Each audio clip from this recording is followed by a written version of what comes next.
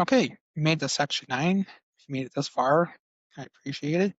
So let's get going. So managing risk like a pro. All right, so whenever you're in the stock market, there are risks. Stock market could go to zero. That's probably by far the worst thing that could happen. But the good news is that there are simple, predictable, and manageable things that you can do with options to make things simple. This section is going to teach you how to avoid these major mistakes and protect your account like a seasoned trader. Okay, so biggest risk, buying shares you didn't want. So you sold a cash secured put on something, maybe some type of Bitcoin ETF, and you get assigned and you don't want them. So that's not only a risk, it might be a mistake.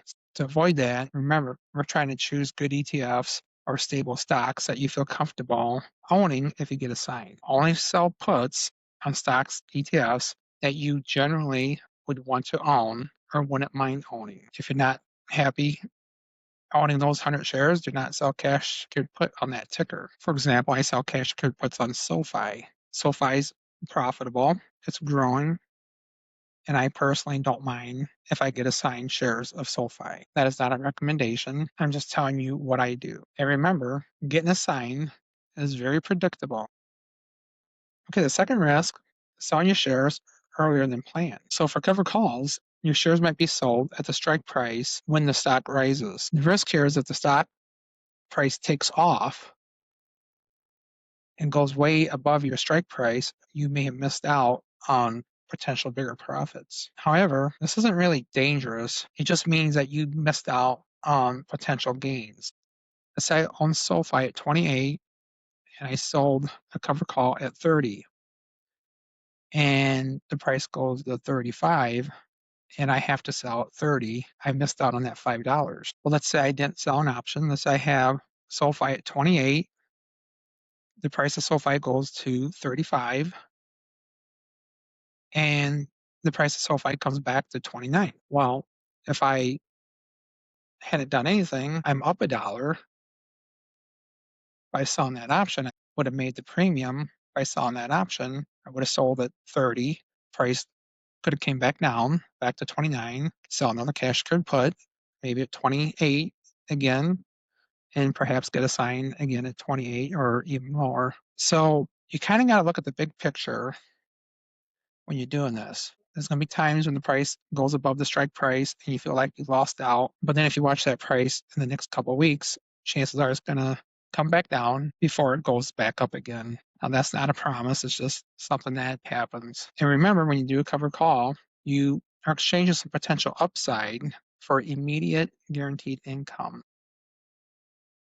Avoiding greedy strikes. So one thing that is tempting is to choose a strike price that is aggressive so you can earn more premium. So you can kind of avoid this by watching the delta. Remember, if the delta is like 0.20, that means there's about a 20% chance that this trade might get assigned. So if you look at something that the delta is like 0.70, it means there's a 70% chance that that strike price is going to get reached, and you're either going to have to buy the shares if it's a cash or put, or you're going to have to sell the shares if it's a covered call. So by watching the delta, you can kind of determine if you're being too aggressive or getting a little bit greedy. If you choose to strike too close to the current price, you increase the chance of assignment, cash or put, you increase chance of losing your shares covered call.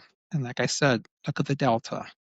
Choosing the right expiration dates. So the recommendation here is choosing short-term expirations, usually 7 to 14 days out, works pretty good for most beginners. And I'll probably agree with that because as a beginner, if you do expiration 5 weeks, 6 weeks out, and the trade is not going in your favor, you're sitting there and worried about it for several days or several weeks.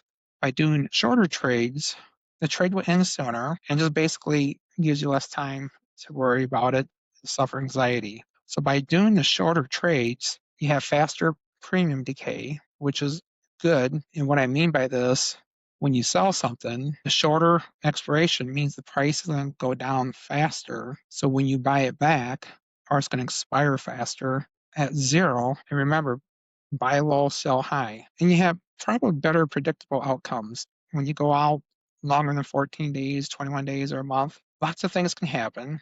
There could be things in the news. There could be information about tariffs. All types of things can make the price go up or down. And that could happen in 7 to 14 days also. But by going for shorter expirations and maybe staggering your trades, if you're doing multiple trades, don't have them all expire the same day or the same week, kind of stagger them a little bit. It gives you some flexibility. It lowers your exposure to large price swings, and it shortens the duration that's needed to make some adjustments in your strike price or reposition or maybe roll your trade if you need to with a new expiration date. And also, as a beginning trader, by doing several trades with shorter expirations, it gets you going faster, gives you more practice, and also gives you time to possibly take a break. So if you do a trade and a week or 2 weeks goes by, you close that trade, there's nothing that says you have to jump right into another trade. You can take that time, take a few days off, kind of analyze, go over what you did, see what worked, what didn't work. And at that point, when you feel comfortable, the market is having a red day that may be optimized to do a cash secured put, then you can get back in and do another trade. And just because you can do a trade doesn't mean you have to. And when you're new, you're anxious to get back in there and make another trade, especially if you've made money. You just want to keep making trades and want to becomes addictive a little bit, you might say. But just remember just to be patient, make sure what you're doing is smart, and don't force trades. So the other thing you need to look out for is liquidity. So the volume and the bid and ask. So we talked about both those things. Good liquidity will equal the tighter spreads. Remember, between the ask price and the bid price, I keep using the car analogy. You have a car for sale, $3,000. That's why I'm asking. Somebody comes along, offers you $2,500. That's a $500 gap. That's quite a ways away. If I'm asking $3,000, person comes up, offers me $2,900.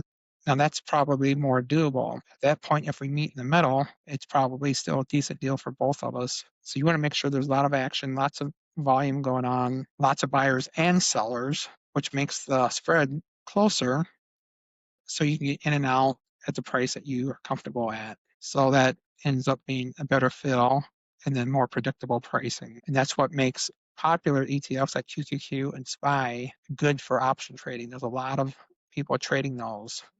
Why you should avoid trading around the earnings. So earnings usually happens after the close of trading on a certain day. And earnings announcement can cause a huge jump in stocks and drops. And because they do that after hours, you can sometimes be stuck on the wrong side of things. So it's best if you're selling options or individual stocks, avoid doing this if there's earnings coming up. And a good rule of thumb is to avoid trading options on stocks if the earnings are going to be announced within perhaps a couple of weeks. Now, when it comes to ETFs, that basket of stocks like QQQ or SPY, you really don't have to worry about earnings too much. However, some of the biggest holdings of, let's say, QQQ, like NVIDIA, Microsoft, if they have really poor earnings, that can affect QQQ a little bit, but obviously not as much if you're dealing with individual stocks such as Amazon or Facebook or NVIDIA. Okay, so be aware and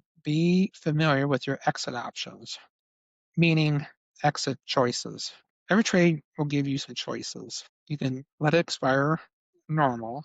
You can close it early, lock in the profit, and reduce risk going forward. I close trades 9 out of 10 times. I close a trade early to lock in the profit. And I might do that on a day where things are in my favor. So, for example, if I have some cash secured puts and the market is up that day, stocks are higher, those cash secured puts are worth less, which is good for me. So I'll go in and I'll close those on a green day and lock in a higher profit than what it would be if it was a red day. And kind of the opposite is true for a covered call. If I have a covered call, let's say I have QQQ, the strike price is 650 and the price of QQQ drops 3% today, that means the price of the stock is getting further away from the strike price, which makes that option more worthless and less valuable. Well, I can go in and buy it back at a huge discount and lock in some profit. In perhaps a day or two, the price goes back up. I can get into another